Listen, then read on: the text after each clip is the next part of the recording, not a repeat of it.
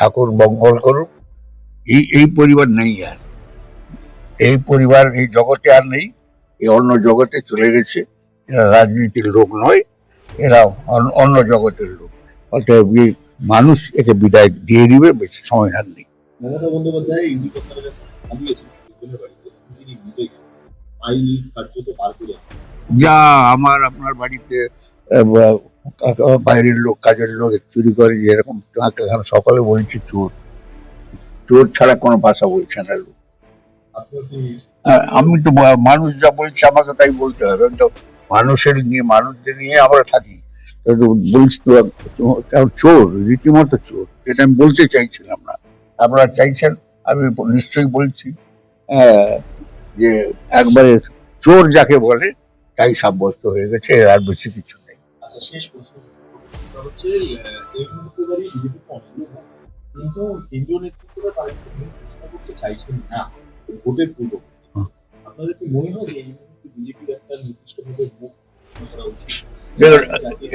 এত বড় পার্টি, এত বড় তার স্ট্রাকচার, যে স্ট্রাকচার তো অনেকে জানে না বলে অনেক লোক কাউন্ট করে।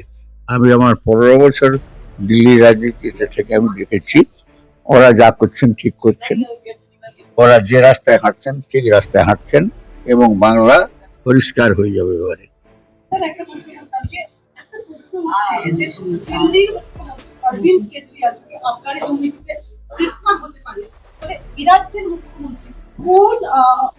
কোন দলে তিনি এখনো পর্যন্ত ঘুরে বেড়াচ্ছেন, ওই যে একটা কথা গান্ধীজি বলে গেছেন না, ঈশ্বর আল্লাহ রাধারাম, ঈশ্বর আল্লাহ রাধারাম, বুঝা খতম। আমার নাতির বয়স তো বোধ হয় 1 মাস আর কম। তাহলে আমার নাতি নন্দীগ্রামে যা করে তার ধারে কাছেও যেতে পারবে।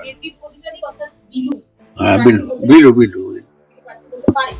যদি বয়স হয়ে থাকে তাহলে হবে, আর যদি বয়স না হয় আমি কি করবো।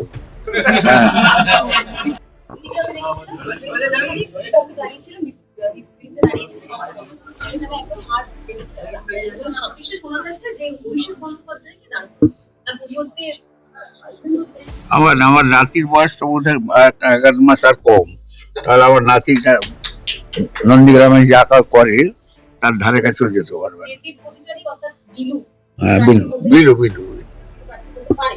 যদি বয়স হয়ে থাকে তাহলে হবে, আর যদি বয়স না হয় আমি কি করবো। হ্যাঁ।